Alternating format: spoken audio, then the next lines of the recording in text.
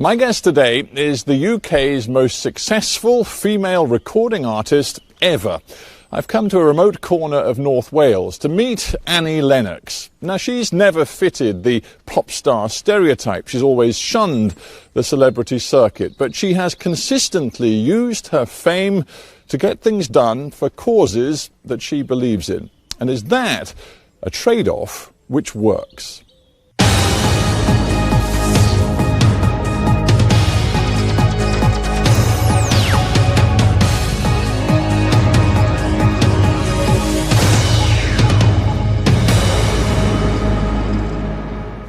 Annie Lennox, welcome to HardTalk.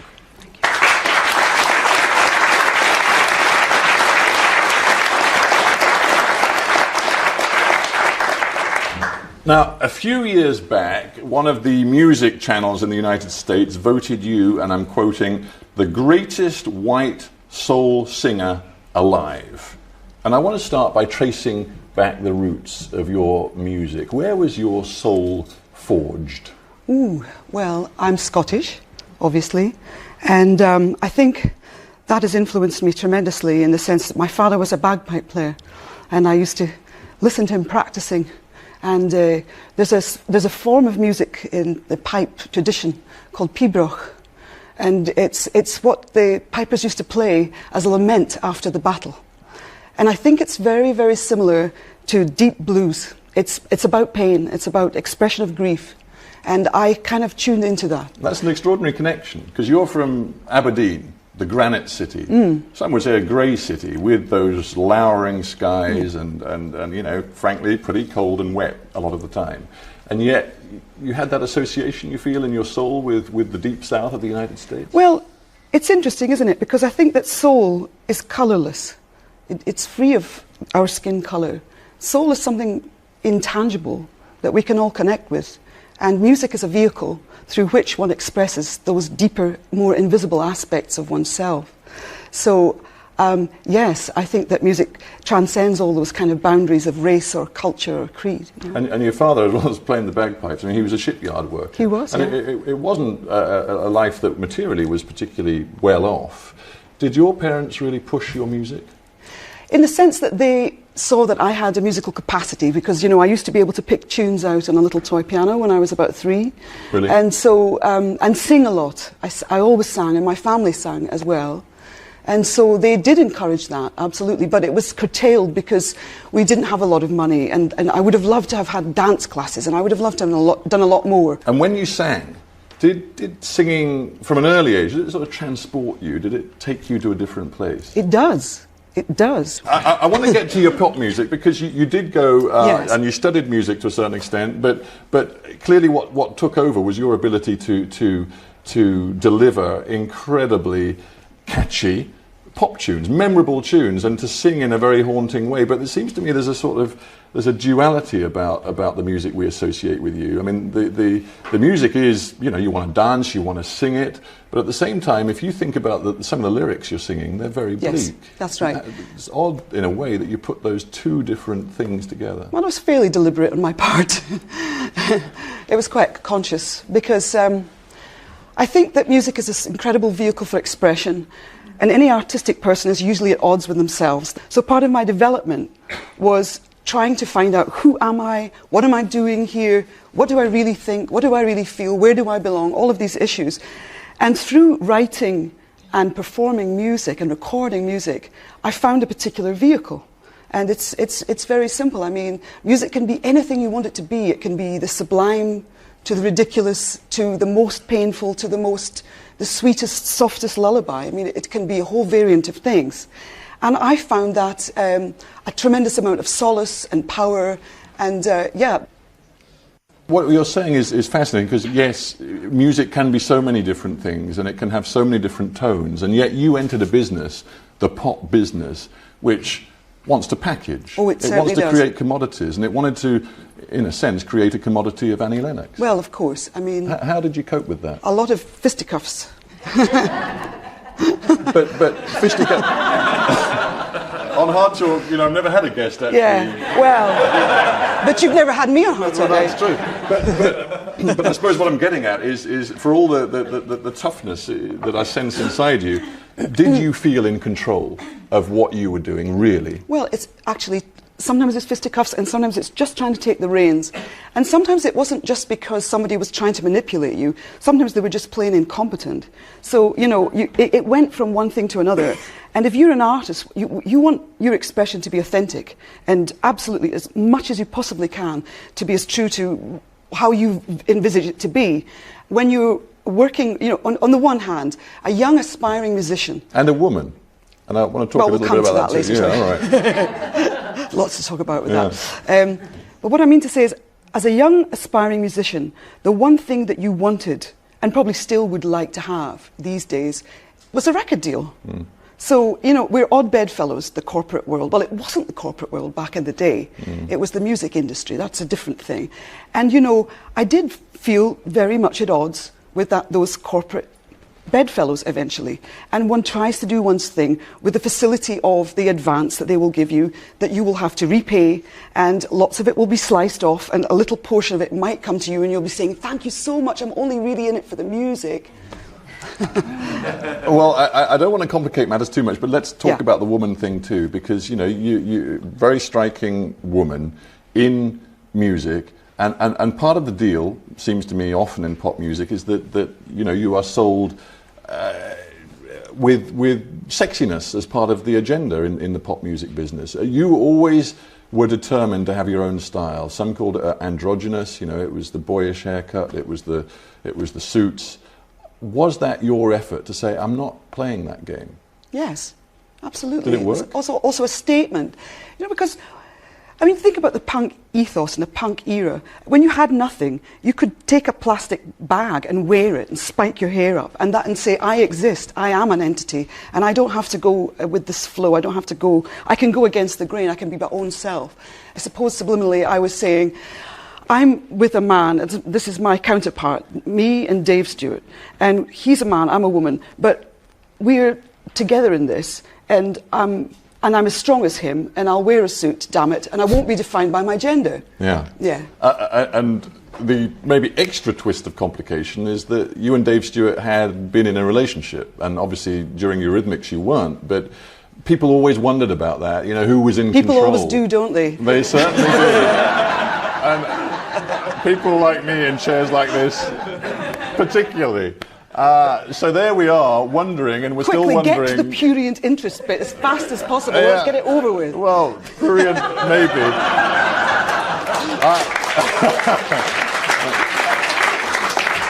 All right, prurient. There's a word for you. How did it work, the Dave Stewart relationship? It had ended as a partnership romantically, but it was still an incredible musical partnership. How easy was it to keep it going? No, it was very difficult, very painful. It's always difficult when you've been intimate with someone and loved them very deeply and it's broken apart. But Dave and I both knew that our destiny, if you like, without being too florid about it, was about our deep interest in making music together.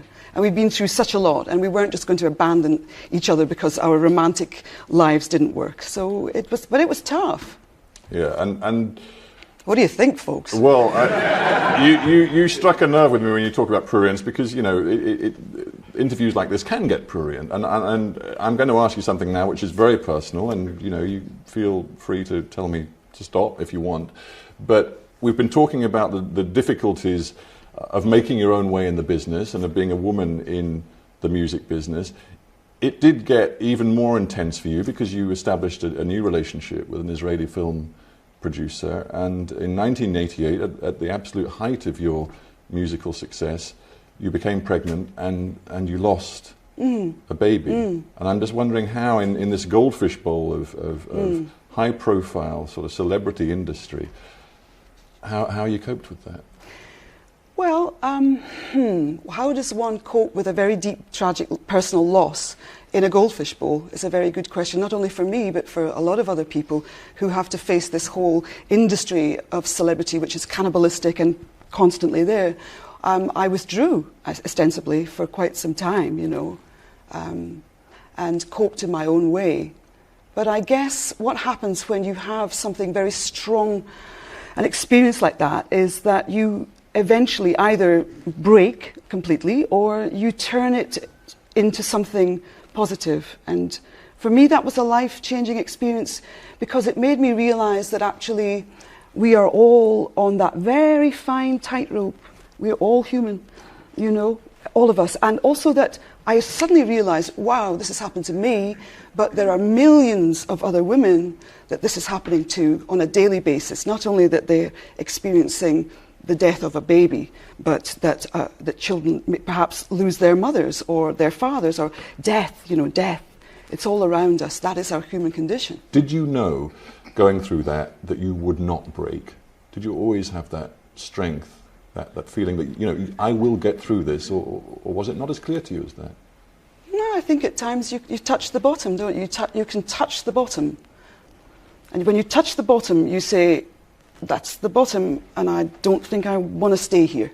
So how can I get out? How can I do that? And it's not always easy because, you know, as much as one would like to get out of a tunnel of grief, it's not possible. You're there. So you have to cope with it, and you cope with it on an hourly basis, on a daily basis, on a weekly basis, on a monthly basis. And, you know, people say, oh, you'll get over it, whatever it is, whether it's a loss of a baby or a mother or a friend, you'll get over it. And you say, well, that's really insensitive. I mean, I don't want to get over this. This is real for me. It's a huge learning curve in life's hard lessons. And was that period in your life part of your decision to, in a way, broaden your horizons? I mean, you said what you've learned over years is that, you know, your suffering at that time was part of a much wider human experience, that so many people suffer in so many ways. Did that take you to what I also want to talk about, which is your campaigning work? Looking back reflectively, I can see how that informed me, because it expanded my sense of what it is to be a mother, what it is to be a woman in this world, and that there's that incredible sort of equality that comes when, you know, any pregnant woman or any woman with children can meet another woman in the park. It doesn't matter which social strata they come from. You have a child, you feel, we know each other. And you have that sense of very fundamental wish to love and to protect unconditionally children. And what took you to South Africa and to a particular interest in and determination to help kids with HIV/AIDS in South Africa? Well, what took you there? The initial reason was an invitation to perform at the launch of Nelson Mandela's 46664 Foundation, which was in Cape Town in November of 2003. And that was, looking back on it now, that became another aha moment for me, a revelation, a turning point, if you like. Because through that experience, all the artists who had performed were invited directly into people's homes, in townships, directly into orphanages, hospitals, clinics, wherever we wanted to go.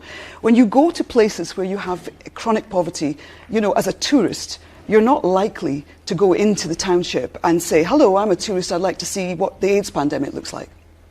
But in the context of being an artist, under the auspices of an HIV/AIDS foundation, one has a passport to enter. And that was when I had a kind of massive paradigm shift. Because although I've been brought up in a working class environment and I thought I understood a little bit about a kind of poverty, I hadn't really seen the face of poverty and looked it really in the eyes. I hadn't really seen chronic, endemic poverty and what that looks like. And my God, I saw that it is women that carry that burden. And particularly, you're talking about communities ravaged by HIV. And what I want to do is just to show everybody, or give everybody a sense of, when I use the word ravage, what it can do to people, individuals and communities by looking at one of the videos you've made for the Sing campaign, which you founded. So let's look at the video now. It's about one particular boy's story, the boy called Kanye. This is Bufan and Islile, two 8-year-old boys from a tiny village in South Africa. Today, they're visiting their best friend, Kanye. Kanye wasn't in school today. He was at home with his granny, who cares for him and his little brother.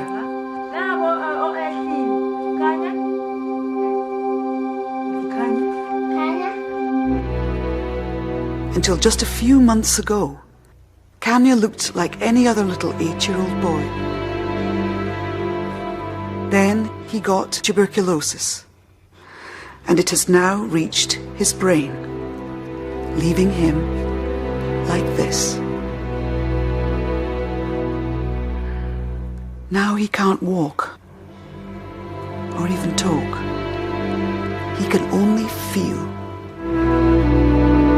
He was born HIV positive. He has AIDS, and his body is simply too frail to fight the TB.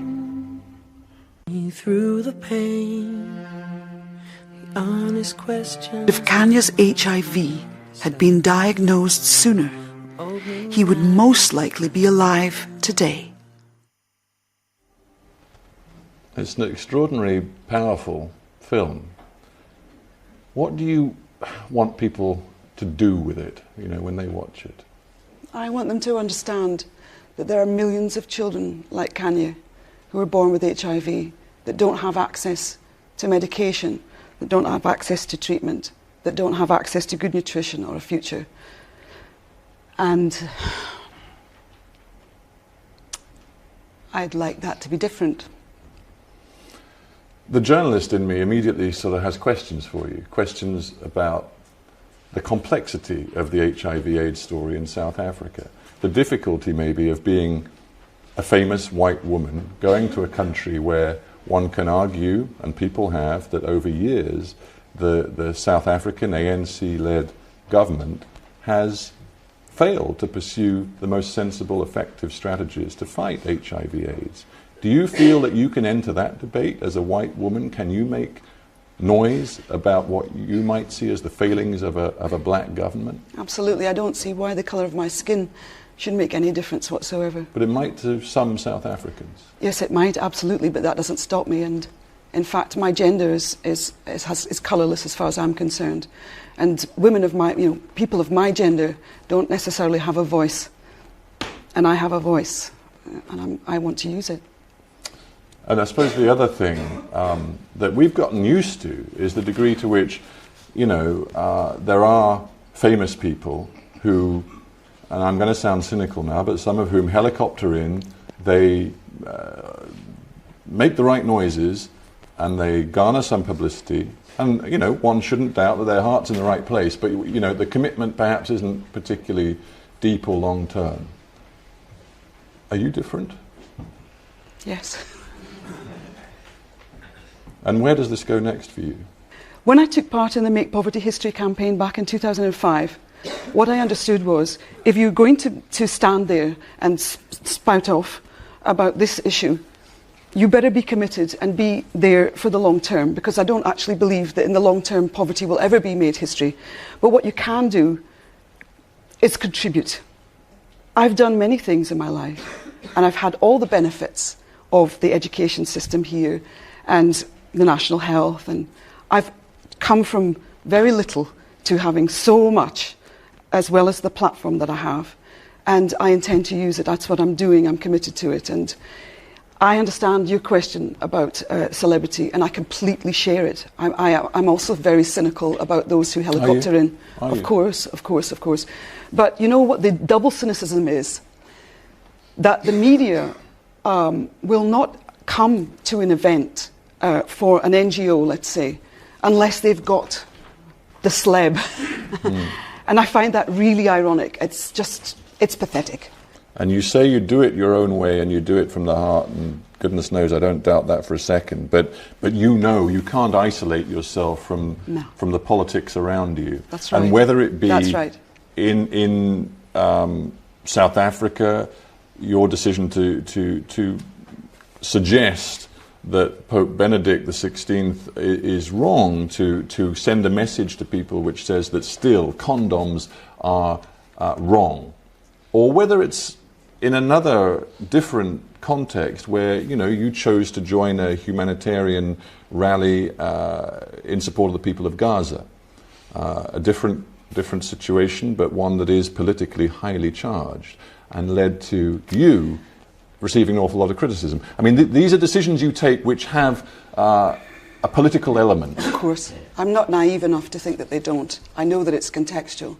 But it's a very delicate line then you tread. It's a very delicate line. Because you don't want to be political, you want to stress the humanitarian, and yet, you know, you raise political issues for many people in saying what you say. That's right, absolutely. Going on the march in January of the year before. This is the Gaza march, This is the march, yes.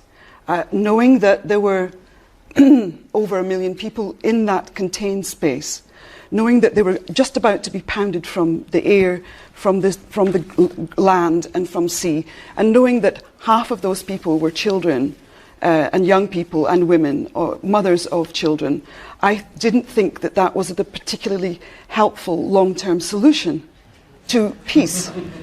And finding peace. And yet, you know, you got condemned in sections of the Israeli press. There were blog sites and there were message boards that were furious that said with I was you. And I mean, just to quote one, just to give you a flavour of the response that some Israelis had to what you said. You know, how dare she, said one. I have spent months running to a shelter with my family thanks to Hamas's rockets, and she criticises my military from the safety of central London. Yes, absolutely. Of course. I mean, you make a statement and it will be taken and interpreted, and when you have people who are in both sides, of course, and I always qualified it by saying those rockets should not have gone into Sardot, and that people who are affected by a suicide bomber on a regular basis are not going to love the people behind that. So it's an extremely complicated, polarised situation. I made my contribution just to say, woo, this is not the way forward for lasting peace. And a final thought on the music. You want to keep doing new stuff, different things. Where's it going to take you next, do you think? Ooh, it's taking me... I'm doing some recording now that is really beautiful. And you see, I'm out of contract, so I'm really, really free. And that's really nice. And I have a website, and I love that. I do lots of blogging. And so I sort of step out sometimes from behind my singing voice into my speaking voice so that people actually know there was a brain in there, and there are words that do come out and they're fairly comprehensible. And at times, depends on what time of the day and how many glasses of red wine, but there you go. I'm very driven by women's rights. You know, I feel that I've been given so much and I need to give back. I need to engage. I want to get off the sofa. I want to get off of apathy, and I want to, you know, roll my sleeves up and do something, which is what I'm doing now, and combining my artistry. And I've got a lot of plates spinning, and that's basically the way of my life. And I feel quite fulfilled doing that. Annie Lennox, thank you so much for being on HardTalk. Thank you.